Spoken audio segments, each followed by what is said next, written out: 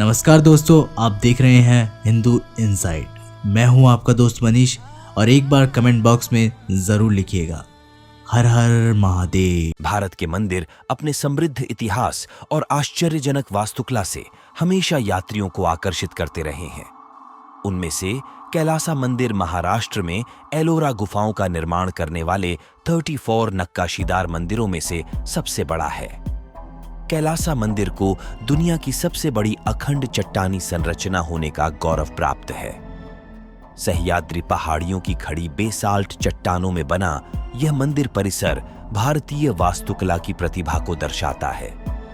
इसका आयाम लगभग 300 फीट लंबाई और 175 फीट चौड़ाई में फैला है, जबकि 100 फीट से अधिक ऊंचे एक स्कार्प से निकलता है। इसके निर्माण का अपरंपरागत दृष्टिकोण ही मंदिर को अन्य प्राचीन चट्टान संरचनाओं से अलग करता है। पारंपरिक नीचे से ऊपर की पद्धति का पालन करने के बजाय कारीगरों ने इस उत्कृष्ट कृति को ऊपर से नीचे तक तैयार किया। छेनी और हथौड़े जैसे बुनियादी उपकरणों के अलावा उन्होंने उस युग की याद दिलाने वाली असाधारण कलात्मकता का प्रदर्शन करते हुए सावधानी पूर्वक चट्टान को उकेरा। यह भी दिलचस्प बात है कि मजदूरों ने बिना किसी मचान के अथक परिश्रम से मंदिर का निर्माण किया। मध्यकाल के कई साहित्यिक साक्ष्यों में चट्टानी मंदिर को मणिकेश्वर गुफा मंदिर के रूप में संदर्भित किया गया है। ऐसा कहा जाता है कि इसका निर्माण एलापुरा साम्राज्य की रानी मणिकावती ने करवाया था।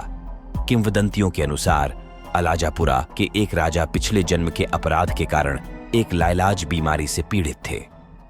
महिसामाला एलोरा के निकट महसमल में एक शिकार अभियान के दौरान रानी के साथ उन्होंने देवता घृष्णेश्वर की पूजा की और राजा के स्वास्थ्य में सुधार होने पर भगवान शिव के सम्मान में एक मंदिर बनाने की कसम खाई।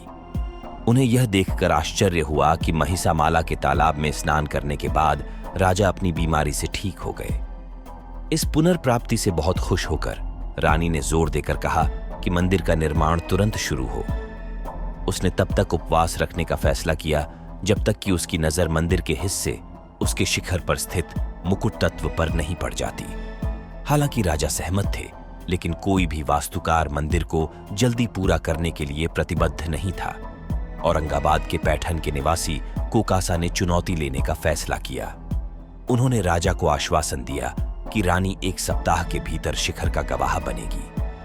कोकासा और उनकी टीम ने शिखारा को तेजी से पूरा करने पर ध्यान केंद्रित करते हुए ऊपर से चट्टान मंदिर को तराशना शुरू कर दिया, जिससे शाही जोड़े को उनकी दुविधा से मुक्ति मिल गई। रानी की भक्ति की मान्यता में मंदिर का नाम मणिकेश्वर रखा गया और राजा ने एलापुरा नामक एक शहर की स्थापना की, जिसे आज एलोरा के नाम से जाना जाता है। राष्ट्रकूट राजवंश के तहत 8वीं शताब्दी के दौरान निर्मित कैलासा मंदिर एक उल्लेखनीय अखंड संरचना है जो भगवान शिव को समर्पित कैलाश पर्वत का प्रतिनिधित्व करती है। विद्वानों ने निर्माण प्रक्रिया का वर्णन किया है, जिसमें पहाड़ी में समकोण पर 3 बड़ी खाइयों की खुदाई शामिल है।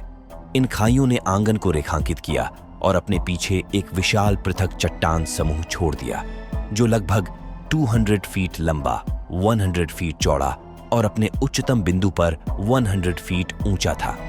मंदिर परिसर के भीतर एक मंदिर, हॉल, स्तंभ, गलियारे और विभिन्न मूर्तियां और राहतें देखी जा सकती हैं। प्रवेश द्वार को भव्य पत्थर के हाथियों और एक जटिल डिजाइन वाले नंदी मंडप द्वारा संरक्षित किया गया है।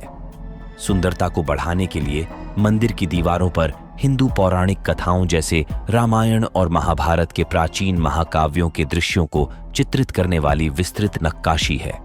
अपनी प्रभावशाली वास्तुकला विशेषताओं के अलावा कैलासा मंदिर परिसर ब्रह्मांड संबंधी महत्व रखता है। विद्वान इसके वास्तुशिल्प डिजाइन की व्याख्या सामग्री से आध्यात्मिक, सांसारिक से आकाशीय और पदार्थ से मन तक की प्रतीकात्मक यात्रा के रूप में करते हैं। गोपुरम मंदिर का प्रवेश द्वार मुख्य प्रवेश बिंदु का प्रतिनिधित्व करता है और मानव दुनिया से पवित्र क्षेत्र में संक्रमण का प्रतीक है। एक मंडप हॉल से दूसरे मंडप की ओर बढ़ने पर प्रकाश मंदता के साथ आकार, आयतन और स्थान में धीरे धीरे कमी देखी जा सकती है। इस जानबूझकर डिजाइन तत्व का उद्देश्य कम विकर्षण पैदा करना है, जिससे आगंतुकों को मंदिर परिसर में आगे बढ़ने पर पवित्र क्षेत्र के करीब महसूस करने की अनुमति मिलती है।